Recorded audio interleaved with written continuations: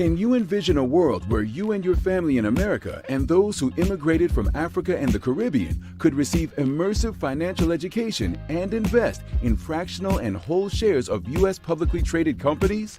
That time has come. Wakeza. Finally, from your mobile phone, you can start investing in building wealth. Wakeza. Just sign up for the Wakeza app and join the Wakeza community to receive ongoing adult and youth financial education from licensed advisors. Wakeza. You become a financially educated and protected investor. Wakeza has one empowering objective: creating financial inclusion and your family's generational wealth for the African diaspora. Wakeza.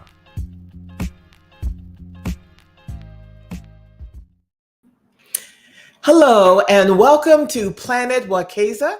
My name is Sabrina Lamb. I am the founder and the CEO of Wakeza.com. Wakeza means in Swahili, save and invest. Save and investing is our culture, as well as donating. I'm also the founder and the CEO of World of Money, the leading provider of youth financial education for ages 7 to 18 in the United States and 5 African countries. So welcome to the conversation. We continue to bring you thoughtful, visionary experts in this very powerful currency called money. Today's guest is Diona Richards. She is the founder and CEO of CEOSee Me Fund. Oh boy, we have a lot to talk about. Diona Richards is a business advisor with more than 15 years of successfully navigating the complexity of the financial industry and launching innovative partnerships with public, private, and nonprofit sectors. She's an expert in corporate and business banking verticals and has worked with top financial institutions and nonprofits worldwide. In 2020, Diona launched CEOSee Me Fund, a social impact organization providing women entrepreneurs access to capital, resources, and strategic networks. In 2022, she launched Seen, a global podcast that promotes women's visibility. With a mission to uplift women, she understands that capital is powerful and that where deployed, it reflects what communities you choose to empower. Welcome, Diona Richards, to Planet Wakeza. Thank you so much for having me, Sabrina. It's great to be here. So I have a big question. Yes. Why create CEOSee Me Fund? What tipping point, that you woke up saying, I have to do this? Absolutely. So for me, the tipping point was I was having a conversation with a past client of mine, and she was a small business owner out in California. And she was frustrated because she had been denied 4 times by several banks for a business loan. And we had kind of gone through the process of making sure all of her papers were together, her documents were aligned, making sure that her business and personal credit were up to par, and she just could not get approved. And it made me reflect on my time in the financial industry and how many times I'd seen that happen. And I've had the privilege of working across multiple markets in Chicago, Los Angeles, Dallas, these large markets. And the conversation is always the same. I cannot get the money that I need to sustain my business. And so I started talking to women in my network, trying to find out what is the biggest pain point that is facing them on their journey to entrepreneurship. And it's the same: money, access to capital, access to resources, access to mentorship and community and visibility. And so that's what led me to launch CEOSee Me Fund. CEOSee Me Fund. Talk Yes. about how you created or why those 2 words resonated for you. Absolutely. Across the board, minorities and women want to be seen. They want to be heard. They want to feel valuable in their space. They want to feel as if the work that they are doing is worthy of recognition They want to be seen. And so that stuck out with me. That's what really, really everyone, I want to be seen. I want to be heard. I want to be validated. And so the name See Me really means see me for who I am in my skin, in my community, in the work that I'm doing, and understand that I'm just as good as the next individual who's doing the exact same thing. When we're talking about capital, money, see me, does it always also align with invest in me? Absolutely. Absolutely. Capital is such a general word, right? We're talking about access to capital through venture funding, access to capital through traditional bank loans, through crowdsourcings, through grants, through family and friend rounds. And so, yes, it is see me as someone who is worthy of having access to all of these financial resources so that I can grow and fund and launch this business or continue to scale this business to be able to provide the resources to the communities that I seek to serve. Are there places or buckets of capital or sources of capital that often women entrepreneurs don't pursue or are not aware of? Yes. What I've found is there seems to be a lack of education around two very specific key areas with women entrepreneurs. It's grants and venture capital funding. And what I found is a lot of times when we were talking about venture capital funding to women entrepreneurs, they don't necessarily understand all the work that goes into it. They don't understand that you have to give up a portion of your equity. You might be building this baby, and then by the time you walk away, you're walking away with 1% of what you put your blood, sweat, and tears into. And so there's a lack of education and access in venture capital. And the numbers speak, right? The numbers speak. Just recently, the numbers have come out and they are dwindling with funding opportunities for women, specifically in the venture capital space. And then grants. I've found that there is a lack of education around grants. A lot of entrepreneurs don't understand that grants are not funds that you have to pay back. It is not a loan that you're taking out. These are funds that are allocated to you for very specific resources needed for your business to grow. And a long time, grants were really focused on nonprofit organizations, but I believe that we've seen more visibility and conversation around grants for small businesses, for to make payroll and things like that. And a lot of people don't understand that it's not just a nonprofit resource; it is a resource for businesses as well. What are your thoughts about entrepreneurs seeking capital investment maybe on time or prematurely? Is there a immediacy? Of course, things have to be paid for, but Mhm. sometimes are we too much in a rush to seek outside investment? That's a great question. And yes, if we're being honest, there can be a time where you are putting the cart before the horse. I think that because of the age that we're in now with so much access to information, it's very easy to see that, oh, A, B, and C organization just raised a multi-million dollar seed round or a pre-seed round or a funds friends and family round. And so if you are in a space where you know I need that type of money to grow and scale my business, there's a sense of urgency and a little bit of panic and anxiety around that.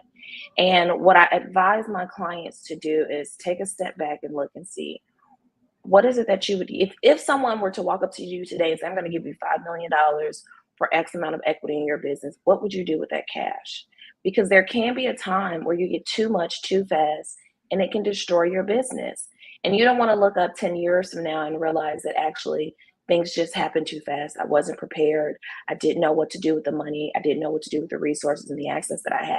And so I caution people on just jumping on a specific number and getting stuck on that number and then starting to think about all the things that you could do with that number, really taking time to deep dive into your finances, deep dive into what it is that you want your business to look like in 2 years and in 5 years. I'm a big advocate for the 2 year mark because there is a such thing as too much too soon. So we're joined by Diona Richards. She is the founder and CEO of CEOSee Me Fund.org. Now, a listener may say $5 million. How can $5 million, for example, destroy my money? Could you delve a little bit in that? Absolutely. If you don't have a plan for the $5 million, and you have all this cash, all this access to cash, then it's very easy to increase salary. It's very easy to increase product, or whatever it is that you're building. It's easy to want to quickly start to get things moving. But if you don't have the audience, if you don't have the customers or the clients for those resources, then you're just burning cash. You're burning cash with salaries, you're burning cash with product, and then you find yourself in a situation where you have nowhere to put that product. And the investors want to see a return on their money, right? And you look up and it's very easy to burn through $5 million. It sounds like a lot, but in a business, $5 million can go through quickly. And you can definitely find yourself in a situation where now you're back to square one and now you're selling your business, or now your business is going bankrupt. And we see it happening quite often in the startup world. They tell you there's a percentage of startups that fail pretty often. And it's not always from a lack of access to capital, but it's a lack of access to community. It's a lack of access to education, to mentorship, to networks, to guiders to help you really allocate those funds properly. Yeah, having mentors and advisors is so key. And all money is not great money. That's How do right. we invest or rather, conduct our own due diligence on an investor? That's a great question. And I have to say, I'm an advocate for due diligence. I do have a corporate banking background. And so, due diligence, we lived and breathed it. And so, I think it is important that, like you said, that businesses understand that all money isn't good money, right? You want to look and see, if you're taking money from this investor, how much equity are they asking for? How many other businesses in their portfolio look like yours? About the color of your skin, your gender, your particular product or service that you're providing. Are they an expert in this particular industry? Are they an expert of being able to navigate the complexities that you face as a business owner, a minority or a woman business owner? And so you want to really deep dive into the investor as well. And again, I understand that it is easy to get wrapped up in the, here's a dollar amount, I want to sign on the dotted line. But as you said, all money isn't good money. And so you want to look into that investor, look at their history of investments. What's the success rate? What type of guidance and advising are they providing? Another thing I caution on is, you have to put these people on your board, right? So is this someone that you want to work with? Are you all going to agree on difficult decisions? Are they going to decide that maybe you're not the best CEO for the company that you built? So this due diligence is very, very important, because this is a long-term relationship and you all have to be able to work together. How often does that happen? You know, I think we've seen it happen in the last 15 years or so with, say, Uber. You know, Uber was the CEO's baby and he got voted out in his board. And I remember the very first time, my biggest memory of is was with men's, what was it, Men's World, or the men's fashion. It was a men's fashion company, right? Name brand. And I remember his board voting him out. And the story was, he had started it in the back of his house. It was a 30-year business. And his board had decided that he was Men's Warehouse. That's what it was. That he wasn't the best CEO any longer to navigate a business that he started in his own home 30, 40 years ago. And so it is a very, very serious possibility. And I remember specifically one investor telling me, I was having a conversation with him, and we had talked about the relationships that you develop with a CEO. And he said, Deanna, I'm going to be honest with you. The CEO that you start with may not be the CEO that you end with, because we see it happen all of the time. The CEO is building the company. They come in, the board decides they don't like how things are being operated, and they vote them out. So that is a very real possibility. And I caution business owners on that as well. As you're building today, you may not be the one building tomorrow. The other phenomenon I'm really curious about, when I see in the news a particular startup that is raising, another million or another million, sometimes, as fabulous as that is, their equity in their own business is whittling away. Mm-hmm. So I'm having my own internal conversation about ownership. Is ownership really important to you? The business that you created, that you own. So maybe an outside investment is not your path. Maybe it's privately held, because at a certain point, you're not the sole owner in your own business. How should we think about that? And how should entrepreneurs think about that phenomenon? Absolutely. Morgan DeBon had a conversation. Morgan DeBon, she's the founder and CEO of Blavity and Travel Noir, and she talked about her journey through venture capital funding and really not grasping in the beginning the concept of you have to decide if ownership is important or if selling and getting cash quickly is what's important. And I think that that is a conversation that needs to be had more often with minority and women founders is how important is ownership to you? What's the ultimate goal for this business? Is this something that you want to keep in your family for generations? Or are you willing to walk away and say, the cash is worth it. Maybe when I walk away, I have very little equity, but I have millions and millions of dollars and I can go start another business and I can use that business to then turn around and build generational wealth. So that's something that the business owner has to decide that when they're building this company, how important is ownership? Now, I will say that when I'm talking to female entrepreneurs, specifically Black female entrepreneurs, I always tell them that you have a right to sell your company. Right. And the reason why I tell that specifically to Black female entrepreneurs, because oftentimes, and we saw this happen with Shea Moisture, we saw this happen with Mayel recently, Carol's is there's a daughter. little Carol's daughter, there's a little bit of backlash, right? Because the Black community feels like, well, now you're a sellout. And if this was a product that was supposed to be for us, and now you're selling to this major company, what about us? But the reality is that's not always sustainable. And Black women, Black entrepreneurs deserve the opportunity to sell if that is what they feel is best for them and their entrepreneur goals, their family goals, their community goals. And so I don't always preach against venture capital funding because there might be a situation where this is not a long-term game for me. This is something that I want to build and quickly sell and get out of. When is it too early to seek an investment of any kind, whether that's angel, maybe grant, VC? When is it too early for an entrepreneur to seek outside capital? That's a great question. I would say it's too early if you have not started to build a customer base, because again, there has to be a need for the service or the product that you are providing.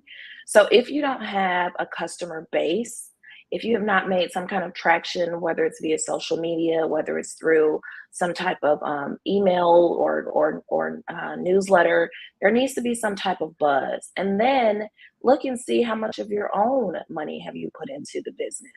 And I have these conversations on social media often with newer entrepreneurs or those who want to get into the entrepreneur space. And the sentiment is always, well, I need money to start the business. And my question to them is why would I give you my money for your business and you don't even want to put your own money in your business? How am I supposed to trust that? So you have to decide how much of my own life I'm willing to sacrifice to get into this space and to build this company. I do think that there is a time where you may be too early and too soon if you have not done the work, if you have not done the research, if you have not put together a business plan, if you have not put together a proposal, a deck, if you have not tried to launch your product with maybe your friends and your family. Have you tried to raise funds from friends and family? What are you doing on your end that me as an investor can decide, okay, I know that this is something that you're taking serious and I want to believe in you and I believe in your product and your service and I want to back it. Someone listening may have a great idea, but is it a great business? How do we know the difference? That's a great question because I do believe that there are idea people and there are business people. And not everybody that's an idea person is a business person. And so you can have a great idea, but are you able to bring that idea to life? Because people have ideas every day, but not everyone can put pen to paper, product and service to customer, and really build something. And so you have to ask yourself, do I have the ability to put in the time, the energy, and the effort to really make this a viable business? Because an idea is just an idea. It's a beautiful concept, but if you can't put that concept to something physical, then all it is an idea. Now, I will say that there are there may be situations where people will invest in the idea phase. You see a lot of angel investors, but oftentimes there is some type of background with that particular person. Maybe they've gone through some type of fellowship program, or they've gone through some type of accelerator, or they come from a network of people who understand that this person has the support that's needed to make this idea into a viable business. But an idea is just an idea, and you have to really understand it. You have to be able to take that to an actual viable product or service. What personality traits do most successful entrepreneurs, men and women, possess? So studies find that most type A personalities, most people who are neurodivergent, so ADHD, maybe on the spectrum, they make the best entrepreneurs because of hyper focus, because of the extreme attention to detail, because of the relentless unwillingness to give up. And so what you'll find is that's what scientists say is people who are a little out there, because you have to be a certain type of person to become an entrepreneur, right? Because it's not all glitz and glamour that we see. It's a lot of work. It's a lot of sleepless nights. It's a lot of tears, right? Sometimes it's easier to just say, I don't want to do this. I'm going to work a job and be done, get my little paycheck. So there has to be some type of, I don't want to say crazy, but there definitely It's has to okay. be No some cray type cray. of something, to make you want to be an entrepreneur and truly believe in yourself, and to hold on to that dream and not let go, regardless of what you're seeing around you. So yeah, usually people who are on the ADHD spectrum, the autism spectrum, type A personalities, a lot of older siblings, like first daughters, firstborn sons, make great entrepreneurs just because they have to, you kind of have to get it out the mud. So, yeah. Diona, what sectors are often overlooked when people start thinking about, I want to create a business? Do we need another Shea Moisture company? Do we need another? What sectors are not often pursued? Absolutely. And that's a great, great question. And you make up a great point. Do we need another Shea Moisture? Do we need another CPG product? Right. But I will say that I think I'm a big fan of CPGs. I think that there's a space that can still be explored. There's a lot of opportunity there. But there's also space for education. There's also space for financial literacy. There's space for access to home ownership and affordable housing is a space that we need to start getting into. More service-based providers, I think, is a space that is often overlooked. Um, I wouldn't necessarily say tech is a space that's overlooked, but tech, when we're looking specifically at women and minorities, can often be overlooked. Those are spaces that I feel like we need to be investing in more. Healthcare, health tech, women in tech, femtech, those types of spaces. Do you think it's viable multi-level marketing type companies? What do you think of that industry that often market their services, quote unquote, to communities, particularly those of color? Yeah, I am not a fan of multi-level marketing.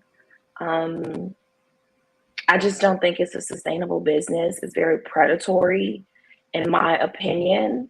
I think it's a lot of people at the top are making money, and the people at the bottom are the ones paying into a fund and hoping that they can sell a product.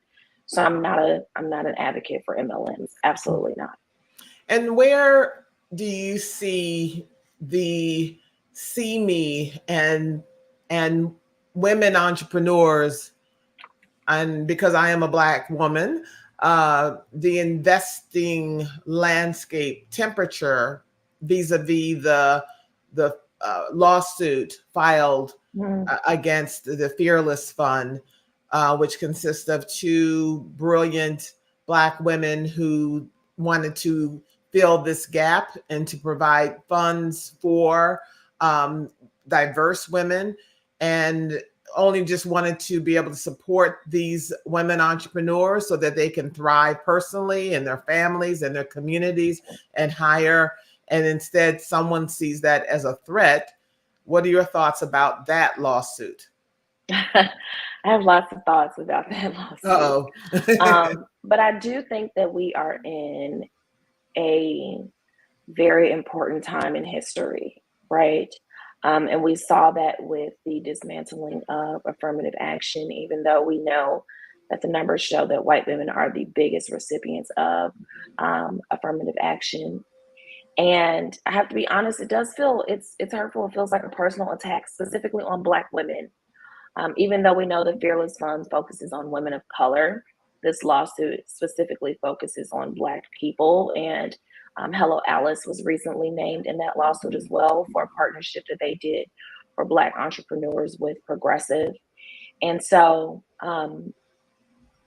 I think what we're seeing is a complete shift from the resources and the allies that was there for the Black community during the George Floyd time. And it's very disheartening to see a lot of these major corporations not speak up and not be very vocal about what the Fearless Fund is facing. Now, I'm sure that the Fearless Fund has plenty of corporate allies because they have a lot of corporate relationships. And that was one of the reasons why they were a prime target for this particular type of lawsuit, because they have a lot of corporate relationships. But it would be great to see a lot of these major corporations, big banks, large retailers to step up and advocate on behalf of the Fearless Fund, because they need it. They need the support. We saw the original verdict come down from Atlanta where the lawsuit had been thrown out. And then the very next week, we didn't even have a chance to celebrate. The very next week, another judge came and said, actually, we're going to pursue this. And so it is disheartening, but this is why it is important that the work that we're doing for the Black community continues to stand, and that we're vocal about our support, and that we're allies for the Fearless Fund, because they need it. They need all the support that we can get. And I'm going to be honest with you, what we're facing here in America today, I believe it's going to require international advocacy for us to be able to make it through this, because it's as if we are allowing these things to happen, right? It's as if America is allowing this to happen to Black America.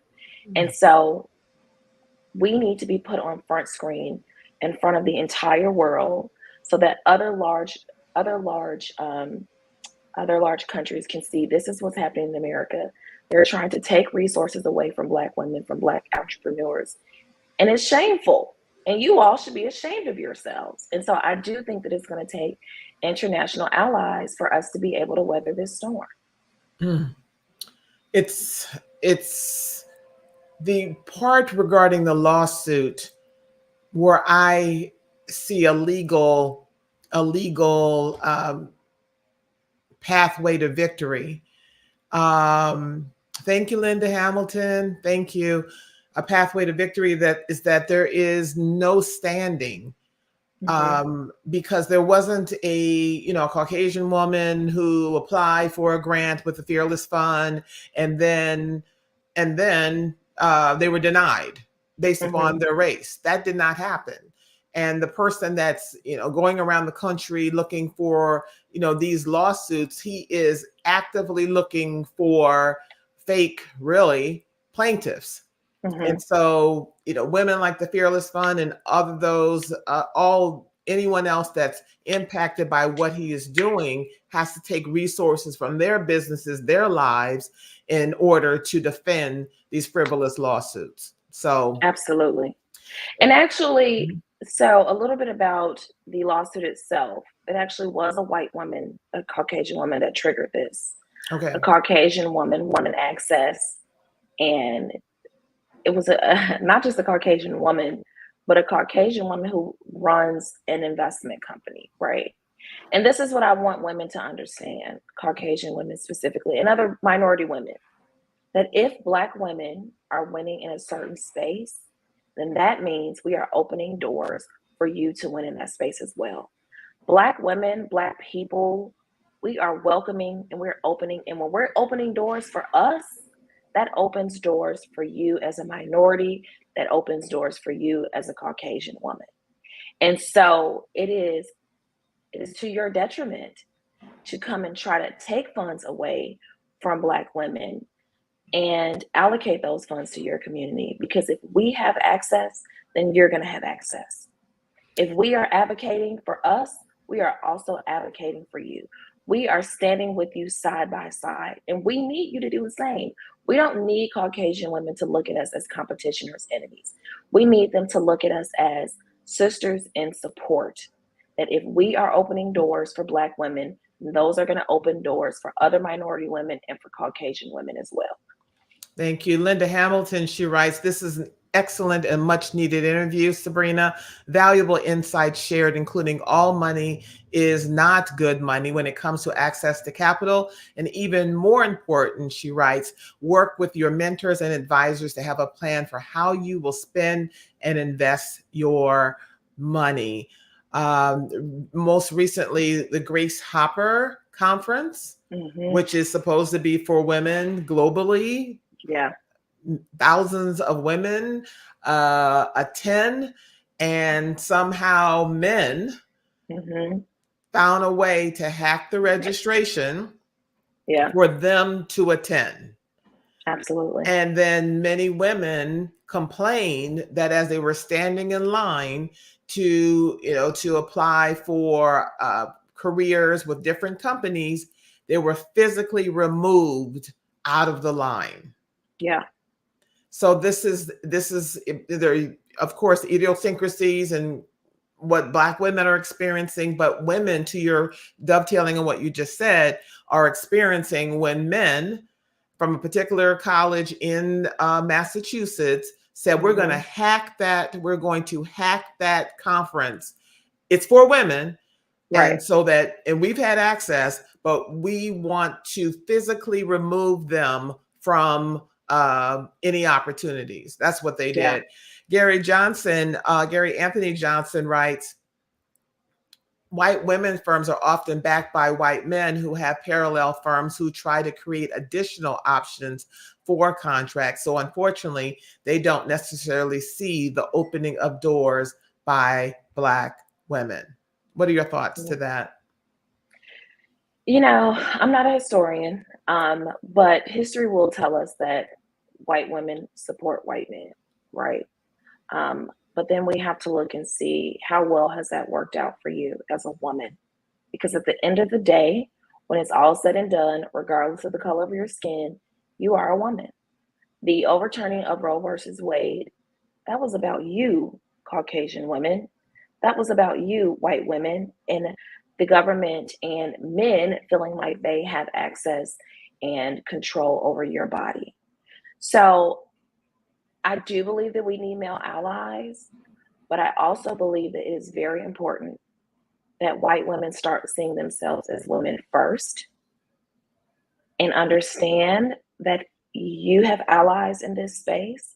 If you get your act together, okay, we can stand hand in hand and create better opportunities for all of us. Because you are a woman first. You are. Roe versus Wade, that wasn't about us. They don't care about us having abortions. They don't care about us bringing more Black babies into this world, more minority babies into this world. That was about you and access to your body and making you become mothers even when you don't want to become mothers, making your teenage children become mothers when they don't want to become mothers. That wasn't about us. That was about you. And to your point, the way that I see things when anyone is harmed, I'm always going to stand for any injustice or speaking out against any crisis that anyone is experiencing anywhere, because maybe they came for you last night. They're coming for me in the morning. That's where I stand. Absolutely. Right there. So how can any of our listeners reach out to you? How can they work with you, your services? And I've really enjoyed this very insightful conversation, Diona. Thank you. I appreciate it. It was great. Absolutely. So I am Diona Richards across all platforms, LinkedIn, TikTok, which is where I spend the majority of my time, Instagram, on Twitter/X. Also, if you want to reach out to me, I do provide strategic planning services for entrepreneurs as well through my company, Israel Consulting. And I can be reached again on LinkedIn. LinkedIn is probably your best bet if you want to reach out to me directly. I'm always in my DMs there. And then you can follow the podcast as well on YouTube and Spotify. It's Diona Richards, Singing with Diona Richards. And we would love to be able to bring access to information on the journey of entrepreneurship to you. We've been joined by Diona Richards, founder and CEO of CEOSee Diona, thank you so much for joining us here at Planet Wakaisa. Absolutely. Thank you for having me.